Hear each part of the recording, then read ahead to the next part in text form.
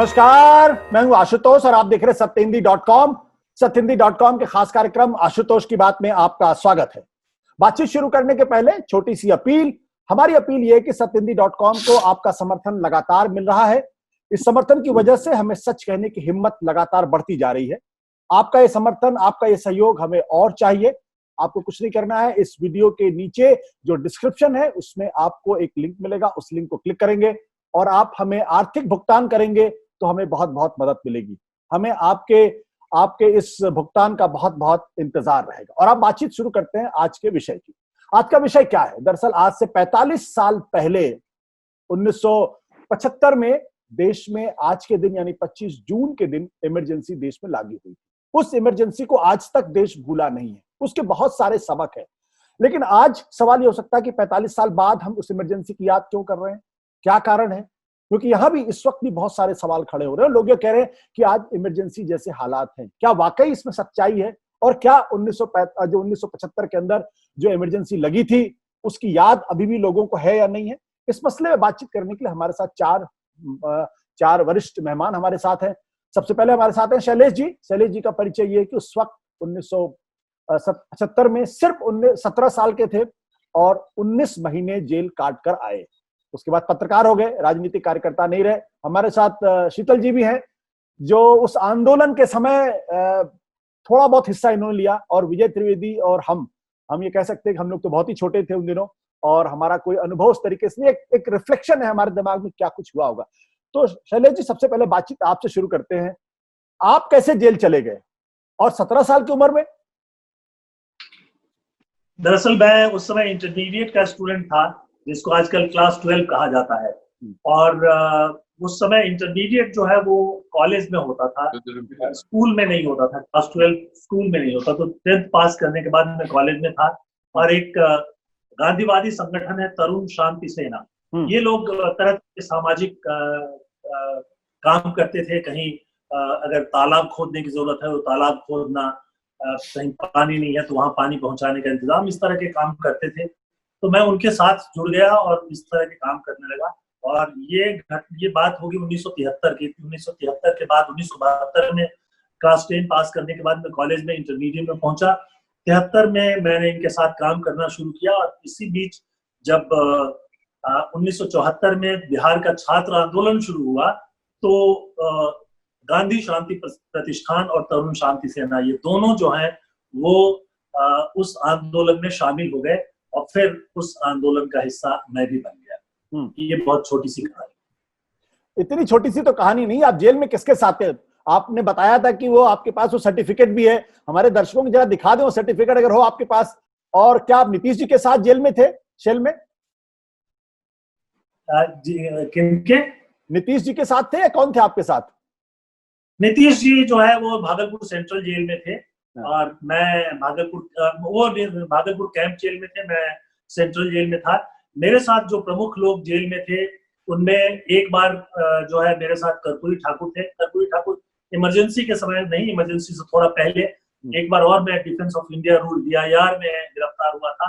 तब कर्पूरी ठाकुर जी के साथ कई दिनों तक मैं और कर्पूरी ठाकुर जी एक ही सेल में दोनों अकेले साथ रहे। कर्पूरी ठाकुर बाद में बिहार के मुख्यमंत्री बने, बहुत बड़े समाजवादी नेता माने जाते हैं वो। तो उनके साथ रहा हूं मैं।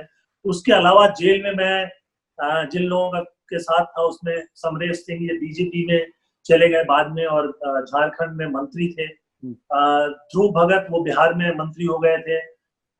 हमारे बगल में महिला जेल जो है उसमें सुधा श्रीवास्तव थी, जयप्रकाश नारायण की भांजी और उस आंदोलन की एक प्रमुख नेता हुआ करती थी। विजय कुमार मित्रा थे जो बाद में भागलपुर से MLA चुने गए और जहां तक मुझे याद है मंत्री भी रहे। तो इस तरह से बहुत सारे लोग जो हैं, करीब 30 लोग। हम इमरजेंसी के बारे में ये कहते हैं कि काफी यंत्रणा दी गई थी। तो आपको क्या पुलिस से पिटाई की थी कि नहीं पिटाई की थी? कैसा था आपका? नहीं, इमरजेंसी के दौरान भी जेल में जब हम लोग थे तो कोई पिटाई नहीं होती थी। और वास्तविकता ये थी कि काफी उग्र थे हम लोग। कई मामलों पर जेल अधिकारियों का विरोध भी करते थे, पर शुरू के 1-2 महीनों में थोड़ा वो सख्ती बरतते थे जेल के भीतर। मतलब जो हमारा बैरक है उसमें बंद करके रखना वगैरह। बाद में बहुत ढीला छोड़ दिया था। और इनफैक्ट जेल के जो जितने अधिकारी और सिपाही वगैरह थे वो बहुत सम्मान करते थे और वो समझते थे कि हम लोग देश के लिए कोई एक ऐसा काम कर रहे हैं जो वो नहीं कर पा रहे हैं, इसलिए वो एक तरह से हमारा समर्थन करते हैं। शीतल जी, आपके पास कुछ यादें हैं उस इमरजेंसी को लेके? आप भी तो पॉलिटिकल एक्टिविस्ट रहे उस जमाने में। हाँ, हमारे पास ये याद है कि एक तो सीपीआई के जो स्टूडेंट विंग के लोग थे, उनके बड़े नेताओं को विभिन्न कॉलेजों में भाषण देने के लिए कांग्रेस प्रायोजित करती थी और वो लोग इमरजेंसी के पक्ष में भाषण देते थे। तो एक मुझे याद आ रहा है, पता नहीं नाम यही था या मिलता जुलता था, आलोक भारती करके एक नाम था, कोई स्टूडेंट लीडर थे। हमारे बाद में पता लगा कि लखनऊ के आसपास के कहीं रहने वाले थे। उनका भाषण हुआ था तो उसमें थोड़ी बहुत हूटिंग हो गई थी, लेकिन वो अच्छा बोलने वाले थे, कुछ कर ले गए थे, लेकिन हम लोग कंफ्यूज थे कुल मिला के कि हो क्या रहा है कि लोगों को पकड़ पकड़ के बंद किया जा रहा है। अच्छा, मैं जिस मोहल्ले में रहता था, हमारे मकान मालिक जनसंघ में काम करते थे, व्यापारी थे, तो उनको पुलिस पकड़ ले गई थी। तो घर में चर्चा होती रहती थी कि वो बच्चीलाल साहू उनका नाम था, याद आ गया कि बच्चीलाल साहू जी को अरेस्ट कर लिया है पुलिस ने। ऐसे बहुत सारे लोग आसपास के थे, तो एक कंफ्यूजन सा था। लेकिन आखिरी दिनों में वो कंफ्यूजन जो है गुस्से में बदल चुका था और इमरजेंसी खत्म होने के आसपास ही वहां संजय गांधी की एक रैली हुई। झांसी में एक किला है बहुत बड़ा लक्ष्मीबाई जी का, रानी लक्ष्मीबाई का। उस किले के नीचे पहले बहुत से मैदान थे, पता नहीं क्या विकास होने के बाद क्या स्थिति हुई है। उसी में से एक मैदान में वो उनकी सभा हुई। नारायण दत्त तिवारी चीफ मिनिस्टर थे, वो थे, और तो तमाम हमारे कॉलेजों में लड़कों में अंदर अंदर सरगोशी हुई और सैकड़ों हजारों लड़के उस सभा में पहुंचे। और संजय गांधी एकाएक आया और उसने माइक, मतलब जो भी बोल रहा था उसको हटा के एकदम माइक पकड़ा और कुछ बोलना शुरू ही किया था कि किसी एक लड़के ने पता नहीं कोई ऐसा नारा दिया गाली गलौज वाला उसके खिलाफ। और उसके बाद फिर मुझे नहीं पता कि किसने क्या कहा, लेकिन हजारों पत्थर चलने लगे मंच पे, उसको जान बचा के वहां से जाना पड़ा। वो एक शुरुआत हुई। बाद में हम लोग बहुत सक्रिय रहे पूरे आंदोलन में। जब ये फिर चुनाव सभाएं हुई और फिर चुनाव की ड्यूटी भी मैंने की। उस समय मैं कम उम्र का था, 17 साल रहा हूँ, 16-17 साल का, तो 15-16 रहा होगा। मुझे याद नहीं आ रहा कि वो इंटरमीडिएट नहीं रहा होगा, 17 रहा होगा, 17-18। तो उस समय जो है हम लोगों ने फिर ड्यूटी की ये इलेक्शन में, जो एजेंट बनते हैं चुनाव के, तो ये रहा और हराया। फिर वो नारे वारे लगाए गए, मम्मी पप्पू दोनों हारे। मेरे छोटे भाई को भी पप्पू घर में कहते थे और वो बड़ी अजीब सी, लेकिन पूरे मोहल्ले में हम लोग नारे लगा रहे थे। तो एक अजीब माहौल था कुल मिला के। विजय जी, ये स्थिति क्यों पैदा हुई कि शैलेश जी को जेल जाना पड़ गया? शीतल जी जो है, इनके जो मकान मालिक है वही जेल चले गए। अच्छा देखिए, शीतल जी का जनसंघ से बड़ा पुराना रिश्ता है, आज पता चला हम लोगों को, अभी तक तो नहीं पता चल रहा था। नहीं, हमने बिल्कुल, अरे उनका एक चुनाव प्रचार भी शायद बच्चीलाल साहू जी का, देखिए उम्र में माइक, उस समय तो माइक में बोलना जो है एक बहुत बड़ी चीज होती थी, तो उनका माइक लगा था, उसमें बोला है मैंने उनके बारे में। देख लीजिए, जनसंघ का प्रचार भी कर चुके हैं ये, अब ये पकड़े गए आज ये। अब बताइए क्यों ऐसा हुआ? मतलब क्यों देश के अंदर इमरजेंसी लगने के लिए क्या स्थिति पैदा हो गई? क्या ऐसा हो गया था? क्या मजबूरी हो गई थी इंदिरा गांधी के सामने? देखिए, बहुत इंटरेस्टिंग बात मुझे जो लग रही है 45 साल बाद भी, कि शैलेश जी और शीतल जी 45 साल पहले जो लड़ाई लड़ रहे थे वो लड़ाई आज भी लड़ रहे हैं, सच की लड़ाई। तो 45 साल में वो बड़ा फर्क तो नहीं आया कि कोई ऐसे आया हो और जो लड़ाई लड़ते रहे। लेकिन मैं कुलदीप नायर साहब के साथ बहुत रहा, उनके साथ मेरे को बहुत सौभाग्य मिला, सानिध्य मिला, तो उनका से मैंने जीना। और अभी कल ही मैं शांति भूषण जी जो वकील रहे हैं, लॉ मिनिस्टर भी रहे, उनके साथ इमरजेंसी पर ही बात कर रहा था। बहुत इंटरेस्टिंग बात है कि इंदिरा गांधी जो सबसे पावरफुल उस समय प्रधानमंत्री थी और अभी तक देश की सबसे पावरफुल प्रधानमंत्री जाती है। मार्क कर्ली से भी मेरी एक बार बात हुई थी, तो उन्होंने कहा कि वो सबसे पावरफुल होने के बाद भी उनको अंदर से डर लगता था कि कहीं ये पावर जो है चली ना जाए।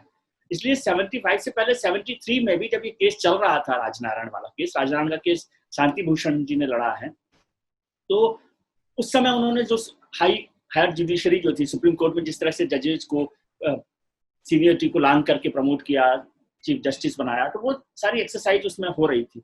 इंटरेस्टिंग बात मैंने शांति भूषण जी से पूछी, शायद शैलेश जी को अच्छी ना लगे, कि समाजवादियों की भूमिका जो है ना बड़ी संदेहास्पद।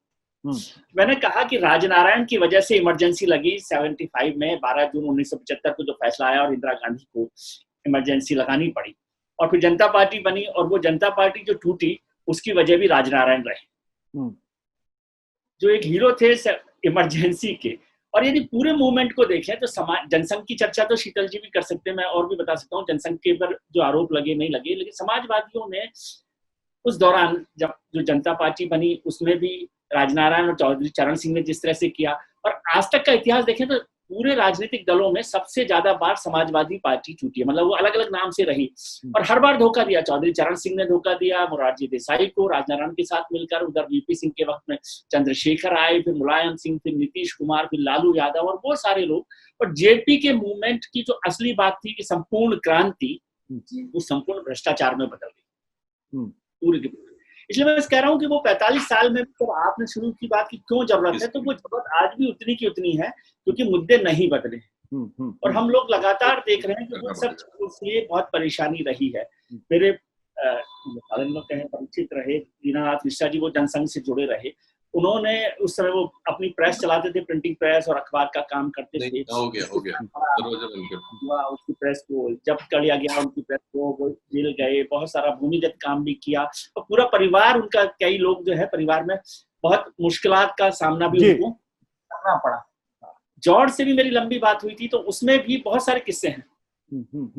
बिल्कुल विजय जी जो बात कह रहे हैं, विजय जी ने दरअसल शांति भूषण जी का जो बाद में लॉ मिनिस्टर बने थे और उन्होंने जो राजनारायण का मुकदमा भी लड़ा था जिसमें मिसेस गांधी को का मुकदमा खारिज हो गया था, उनका इंटरव्यू किया और अपने दर्शकों से कहूंगा कि जरूर इस इंटरव्यू को यूट्यूब में जाकर देखें। आपातकाल क्या वाकई तानाशाह थी इंदिरा गांधी, इसको सुने और आपको बड़ा मजा आएगा। शैलेश जी, जो समाजवादियों पर तो आरोप सीधे आपके ऊपर लगा दिए विजय त्रिवेदी जी ने, लेकिन विजय त्रिवेदी के बात का जवाब देने के पहले जरा हमारे दर्शकों को ये बताइए कि ये अगर इलाहाबाद हाईकोर्ट का फैसला नहीं आता जिसमें इंदिरा गांधी का जो चुनाव था उसको रद्द कर दिया गया, तो क्या इमरजेंसी लगती? और दूसरा सवाल इसी से जुड़ा हुआ ये है कि क्या आज हम ये सोच सकते हैं कि जुडिशियरी जो है वो इस तरीके का फैसला मौजूदा प्रधानमंत्री के खिलाफ दे सकती है? दरअसल इसमें जो आपने कहा कि इमरजेंसी लगती या नहीं लगती, मुझे लगता है कि हो सकता है कि 3 महीने बाद या 6 महीने बाद इमरजेंसी लगती, लेकिन वो इमरजेंसी लगनी थी। उसका कारण ये था कि 1971 में बांग्लादेश यानी उस समय का जो पूर्वी बंगाल था, उस पाकिस्तान, पूर्वी बंगाल और पाकिस्तान का हिस्सा था वो, वहां उसकी जीत के बाद इंदिरा गांधी ने काफी दम भागा था। एक तो ये था, और दूसरे देश की आर्थिक स्थिति बहुत ही खराब थी, बेरोजगारी भयानक स्थिति में थी, करप्शन चरम पर पहुंचा हुआ था और आम आदमी की तकलीफें जो है बढ़ती जा रही थी। और इसलिए बिहार का जो छात्र आंदोलन है वो निरंतर तेज होता जा रहा था, फैलता जा रहा था। तो जो आंदोलन गुजरात से शुरू हुआ 1973 में, 1974 के शुरुआत में या 1973 के आखिर में वो बिहार तक पहुंचा, और फिर बिहार के बाद जब उसमें जयप्रकाश नारायण जुड़ गए तो फिर उत्तर प्रदेश में, दिल्ली में और फिर बाकी राज्यों में फैलने लगा। तो राजनीतिक असंतोष जो है वो बहुत तेजी से बढ़ रहा था कांग्रेस के खिलाफ और इंदिरा गांधी के खिलाफ भी। युद्ध के बाद जो अर्थव्यवस्था थी उसकी स्थिति और भी खराब हुई। अक्सर जो लोग कहते रहते हैं कि भारत को इससे लड़ जाना चाहिए, कभी पाकिस्तान से लड़ जाना चाहिए, कभी सोचते हैं कि चीन से लड़ जाना चाहिए, मैं एक ही बात उन सब लोगों को कहूंगा कि युद्ध के बाद की जो आर्थिक स्थिति होती है वो बहुत भयानक होती है, और उसी भयानक आर्थिक स्थिति से देश जो है वो गुजर रहा था। Indira Gandhi already economic emergency की घोषणा 1974 में ही कर चुकी थी। उसके बाद जो 75 में घोषणा की गई थी वो पॉलिटिकल इमरजेंसी थी। तो जो इकोनॉमिक इमरजेंसी में देश ऑलरेडी चल रहा था, बैंक फेल हो रहे थे। अब उसको आप दूसरा श्रेय ले सकते हैं कि बैंकों का नेशनलाइजेशन किया। नेशनलाइजेशन इसलिए नहीं किया गया कि बैंक बड़ी अच्छी स्थिति में थे, वो सारे बैंक फेल हो चुके थे, उनके पास अपने कर्मचारियों को सैलरी देने के लिए पैसा नहीं था। जिन कंपनियों को सरकार ने अधिग्रहण किया, नेशनलाइज किया, साइकिल फैक्ट्री और बहुत सारी चीजें, स्कूटर फैक्ट्री, वो सारे के सारे जो हैं वो फेल हो चुके थे। उनके एम्प्लॉइज आंदोलन कर रहे थे। तो एक तरफ छात्रों का आंदोलन बढ़ रहा था, दूसरी तरफ मजदूरों का आंदोलन बढ़ रहा था। रेलवे का ऐतिहासिक वो हड़ताल हुई थी जिसका नेतृत्व जॉर्ज फर्नांडिस ने किया था, और पूरे देश में रेल जो है वो ठप हो गया था। तो इसके चलते आर्थिक स्थिति ऐसे मोड़ पर पहुंच चुकी थी कि इंदिरा गांधी उसको संभाल नहीं पा रही थी। और जो लोग भी आज से जो तुलना करने की बात की जाती है, तो मैं यही कह रहा हूं कि जैसे इस समय आर्थिक स्थिति बिगड़ती जा रही है, जो पॉलिटिकल लीडरशिप है उसके हाथ में नहीं रह जाएगा कंट्रोल करना, अगर उसको अभी से कंट्रोल नहीं किया गया। और ये एक पहली तुलना है जो देश की उस समय भी आर्थिक स्थिति खराब थी और इस समय भी खराब है, बाद में फिर राजनीतिक स्थिति आती है। बिल्कुल शीतल जी, जो सवाल मैंने शैलेश जी से पूछा था कि उस वक्त एक सिटिंग हाई कोर्ट के जज ने ये हिम्मत की, सवाल हिम्मत का नहीं है, सवाल ये कि प्रधानमंत्री के खिलाफ जजमेंट दे दिया, आज क्या स्थिति वैसी हो सकती है क्या? तो सिंगल जज थे जगमोहन लाल सिन्हा और उन्होंने 256 पेज का जजमेंट लिखा है, बहुत ही विस्तारित और बहुत ही अटैकिंग। ये आज तो ऐसे जजेस अब बचे नहीं। उस एक्चुअली श्रीमती गांधी जी ने वो करना शुरू किया था जो आज बहुत ही फुल फॉर्म में है। श्रीमती गांधी जी के पहले जज वज बनाने में इस तरह से नहीं होता था जैसा अब हो रहा है लगातार, और ये पूरा का पूरा सिस्टम ही अब कह सकते हैं कि आप अजीब स्थिति में है। लेकिन श्रीमती गांधी ने उसको कंट्रोल करना शुरू कर दिया था, जो शैलेश जी ने बिल्कुल सही इशारा किया, और सुप्रीम कोर्ट में भर्ती करने में थोड़े बहुत हाथ पैर उन्होंने डाल दिए थे।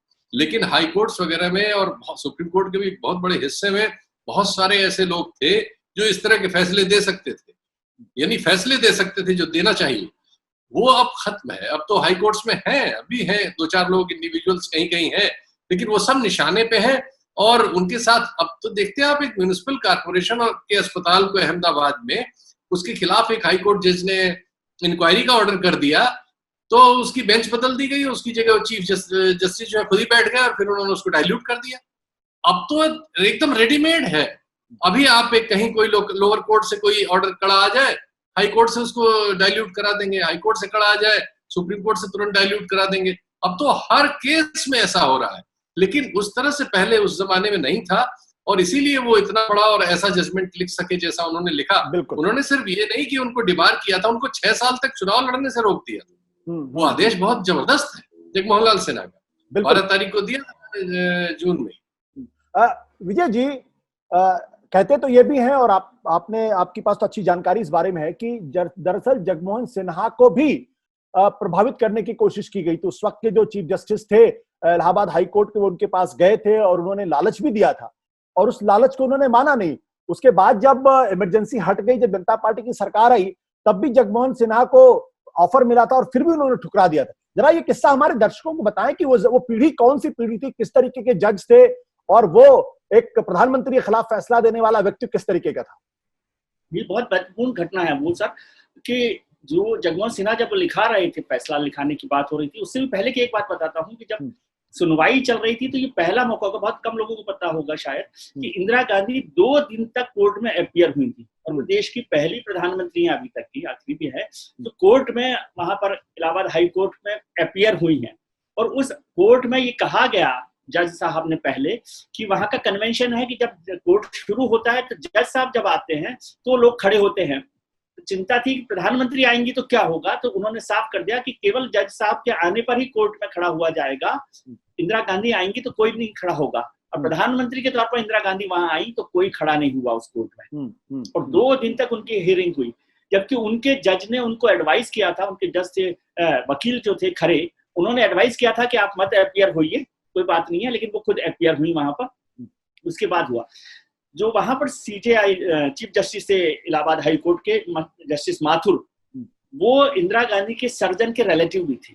उन्होंने जो एक आईसीएस से बनकर वो जज वहां पर आए थे, और वो बहुत एक एरोगेंट और हिपोक्रेट किस्म के लोग थे, आमतौर पर अपने जजेस से भी बात नहीं करते थे, लेकिन वो अपनी पत्नी के साथ उनके घर पर गए जस्टिस सिन्हा के, और उन्हें इशारा किया कि उन्हें सुप्रीम कोर्ट में प्रमोट किया जा सकता है इस फैसले के बाद में। लेकिन जस्टिस सिन्हा ने नहीं माना। एक कांग्रेस के एमपी जो हैं वो भी लगातार वहां पर जा रहे थे, तो जस्टिस सिन्हा ने अपने जो टाइपिस्ट से जो उनको ले रहे थे उनको कहा कि आइंदा से किसी को यहाँ नहीं आने दें, और बता दें कि मैं बाहर चला गया हूँ अपने भाई के यहाँ जबलपुर में। और वो 8 दिन तक गायब रहे, और इसके बाद उन्होंने फैसला लिखाया, लेकिन जो इम्पोर्टेंट हिस्सा था वो भी उन्होंने अपने जो टाइपिस्ट थे उनको नहीं बताया, और खुद ने आखिर में लिखा है।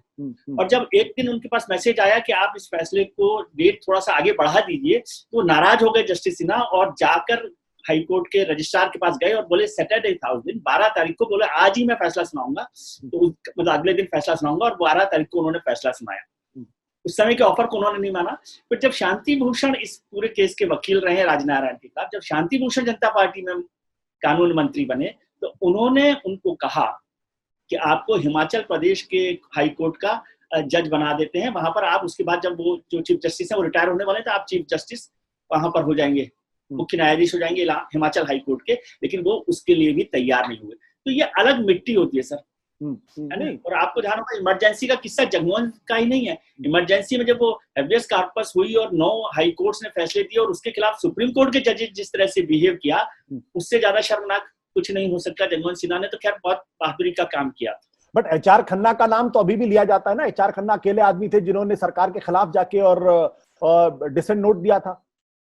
हाँ, डिसेंट नोट दिया, लेकिन वहां पर सुप्रीम कोर्ट ने जिस तरह से बिहेव किया कि जो मूलभूत अधिकार हैं, फंडामेंटल राइट्स हैं, उनके लिए भी तैयार वो नहीं हुए। और इमरजेंसी में किस तरह से राष्ट्रपति भवन से बात शुरू कीजिए ना, कि फखरुद्दीन अली अहमद राष्ट्रपति थे, रात को 12 बजे उन्होंने 11:45 पर वो साइन किए बिना कैबिनेट के अप्रूवल के। और उसमें एक चीज और जोड़ना चाहता हूँ जो शायद कम लोगों को जानकारी होगी, कि आर.के. धमन साहब जो अब नहीं रहे हैं, उनसे मेरी बात हुई थी, तो वो उनके ऑफिसर हुआ करते थे इंदिरा गांधी के। वो जो लेटर, रिकमेंडेशन लेटर जो था प्रधानमंत्री का, कैबिनेट का इमरजेंसी लगाने का, वो लेकर गए थे वहां पर। उस लेटर को वो वापस लेकर आ गए रात को। अच्छा। राष्ट्रपति भवन में, क्योंकि उस समय कॉपियर, फोटो कॉपियर की व्यवस्था नहीं होती थी, तो उसको लेटर को देने से पहले उन्होंने पूरे लेटर को टाइप करके राष्ट्रपति भवन के रिकॉर्ड में रखा। मतलब वो लेटर भी इंदिरा गांधी ने वापस मंगवा लिया था। और सिद्धार्थ शंकर रे ने जिस तरह से भूमिका निभाई, इमरजेंसी का काम किया, और फिर रात को 12 बजे फैसला हुआ और सुबह 2 बजे सबको अनाउंस बुलाया गया, अपने मिनिस्टर्स को इन्फॉर्म किया गया कि सुबह 6 बजे कैबिनेट होगी। और कैबिनेट में लोग सोच रहे थे कि प्रधानमंत्री जो है इस्तीफा देने की सोच रहे हैं, क्योंकि मेरी गुजराल साहब से बात हुई थी। गुजराल साहब बोले कि वो आईएनबी मिनिस्टर थे, उन्होंने कहा मुझे लगा कि इस्तीफा देने वाले हैं, लेकिन वो इमरजेंसी, उन्होंने आते ही बताया कि भाई मैंने इमरजेंसी लगा दी है और जेपी और बहुत सारे लीडर्स को अरेस्ट कर लिया गया है और ये सारा काम है। वहां पर जो पीआईबी के जो डायरेक्टर थे उनको रात को कहा गया कि से तैयारी करनी है। और संजय गांधी घर के बाहर खड़े होकर जो मिनिस्टर थे, नूरुल हुसैन साहब शिक्षा मंत्री, उनको कह रहे थे कि आरएसएस के लोगों की लिस्ट बना कर लाओ। और गुजराल साहब को कहा कि आगे से जो दूरदर्शन के न्यूज वो है बुलेटिन, वो मुझे दिखाना। तो नाराज हो गए गुजराल साहब और उन्होंने कहा कि ये काम नहीं हो सकता, मैं खुद भी नहीं देखता हूँ इसको, और तुम तरीके से बात करो, सलीके से बात मुझसे करो। और चले गए नाराज होकर वो। और जब वो वहां पहुंचे तो घर से फोन आया, एक छोटी सी बात बता दूं, घर पर फोन आया कि इंदिरा गांधी ने बुलाया है। तो गुजराल साहब ने सोचा कि शायद माफी मांगने के लिए बुलवाया होगा संजय गांधी से, और वहां पता पड़ा कि उनकी मिनिस्ट्री बदल दी गई। बल्कि मैं आपको बता दूं कि उनको सोवियत यूनियन का एम्बेसडर बना के भेज दिया गया, जो कैबिनेट रैंक होता है। तो बट ये है कि आई.के. गुजराल ने उस वक्त बड़ी हिम्मत का काम किया, क्योंकि उस वक्त संजय गांधी के सामने खड़े होना और बोलना, आपने बिल्कुल सही कहा कि वो बाहर निकले तो संजय गांधी ने पूछा भाई वो कागज मेरे पास आने चाहिए। ये बात इंदिरा गांधी के पास भी गई थी, इंदिरा गांधी भी हतप्रभ रह गई थी। तो अब आई.के. गुजराल ने कहा देखिए मुझसे तमीज से बात करो, you are not the prime minister. खैर वो तो एक अलग मसला, अलग तरीके के लोग हुआ करते थे। मैंने पूछा था सर कि गुजराल साहब से मैंने पूछा कि आप इतने शरीफ से लगते हैं, सॉफ्ट लगते हैं, आपने ये हिम्मत कैसे की? तो उन्होंने बड़े मजाक में मुझे कहा था कि सॉफ्ट लोग भी मूर्खता कर सकते हैं। शैलेश जी, अभी पिछले जब 2016 की बात है, इंडियन एक्सप्रेस ने एक लाल कृष्ण आडवाणी का एक इंटरव्यू किया था, और उस इंटरव्यू में लाल कृष्ण आडवाणी ने कहा था कि इस वक्त जो शक्तियां जो लोकतंत्र को कुचलने की ताकत रखती हैं पहले से ज्यादा मजबूत हैं। और इंटरव्यू दरअसल आपातकाल के कॉन्टेक्स्ट में कहा था। लाल कृष्ण आडवाणी ये बात क्यों कह रहे थे? क्या उनकी बात में सच्चाई नजर आती है आपको?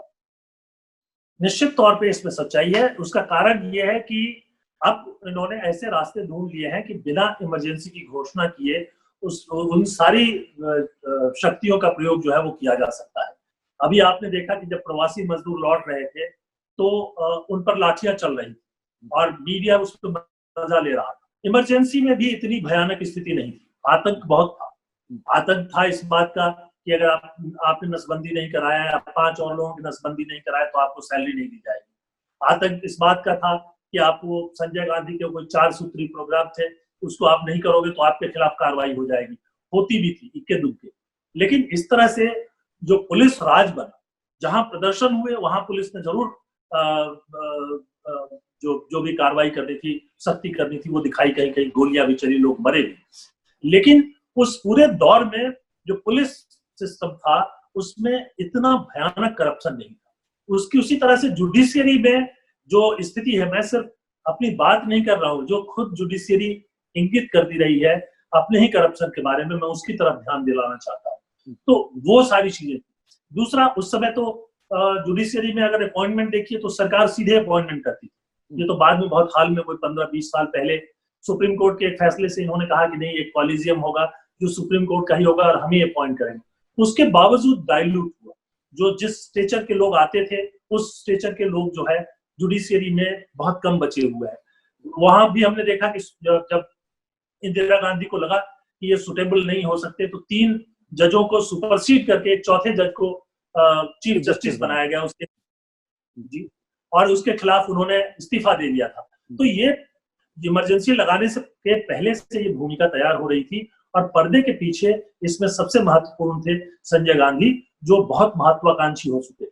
और वो इतने महत्वाकांक्षी हो चुके थे, और कई किताबों में अब ये बातें आ चुकी है कि एक तरह से इनडायरेक्टली वो इंदिरा गांधी को कंट्रोल करने लगे। पुत्र मोह कहे या पुत्र का आतंक कहे, ये आतंक जो है वो इंदिरा गांधी पर दिखाई देता है। ये सब किताबों में छप चुका है कि कब संजय गांधी ने इंदिरा गांधी को थप्पड़ मार दिया। मैं उन चीजों में जाना नहीं चाहता, लेकिन एक तरह से सत्ता जो है और उसका नियंत्रण जो है वो संजय गांधी के हाथ में आ चुका था। पर्दे के पीछे से वो सरकार चला। इंद्र कुमार गुजराल के मामले में भी कहा, आपने देखा। और उनके साथ एक लुम्पेन एलिमेंट जो है वो राजनीति में अंदर आने के लिए बेताब हो रहा था। संजय गांधी जो है वो जो अम कांग्रेसी है उसका नेता। शैलेश जी, बिल्कुल समय हमारा खत्म होने को तैयार है। शीतल जी, जो जिस ओर अभी इशारा किया शैलेश जी ने, लुम्पेन एलिमेंट, माने संजय गांधी के साथ साथ भारतीय राजनीति का लुम्पेनाइजेशन शुरू हुआ, लंपटीकरण शुरू हुआ, और बहुत सारे लोग आगे चल के नेता भी बने, इसमें कोई दो राय नहीं। लेकिन उनके मन में किसी संस्था के प्रति कोई सम्मान नहीं था, किसी व्यक्ति के प्रति कोई सम्मान नहीं था। उनके लिए जयप्रकाश नारायण आजादी के बड़े सिपाही नहीं थे, बल्कि कोई एक ऐसे आदमी थे जिनको पीट दिया जाना चाहिए, जिनको लाठी चक्कर देना चाहिए। कब आप आज के वक्त की कुछ आपको याद नहीं आती है? जब आप सोशल मीडिया पे होते हैं तो आपके साथ जिस तरीके की भाषा का इस्तेमाल होता है, जिस तरीके की गाली गलौज होती है, जिस तरीके से लोग कहते हैं, क्या ये लंपटाइजेशन था, उसका एक्सट्रीम देख रहे हैं आज की तारीख में?